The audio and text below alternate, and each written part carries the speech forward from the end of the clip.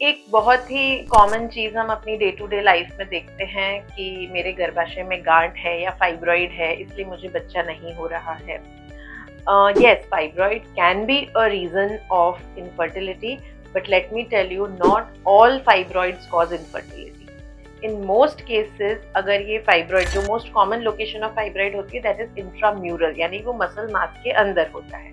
अगर वो 4-5 सेंटीमीटर से फाइब्रॉइड छोटा है यूट्राइन कैविटी में, यानी गर्भाशय के अंदर की जो जगह है उसमें वो इंटरफियर नहीं कर रहा है, so that fibroid is not the cause for infertility. अगर वो कैविटी के अंदर बल्ज कर रहा है, कैविटी डिस्टॉर्टेड हो रही है, या कोई ऐसे लोकेशन पे है जिससे स्पर्म की मोबिलिटी रिस्ट्रिक्ट हो रही है, then that fibroid will cause infertility. Otherwise एक नॉर्मल फाइब्रॉइड को निकालने की बिफोर कंसेप्शन जरूरत नहीं होती है अगर वो 4-5 सेंटीमीटर से छोटा है तो। हाँ, अगर फाइब्रॉइड की साइज बहुत बड़ी है, कैविटी में इंटरफियर नहीं भी कर रहा है, बहुत बड़ा है, मे बी 7-8 सेंटीमीटर्स का है, तो इन दैट केस वो रिमूव करना चाहिए। इसलिए नहीं कि बिकॉज वो कंसेप्शन के साथ इंटरफियर कर रहा है या इनफर्टिलिटी कर रहा है।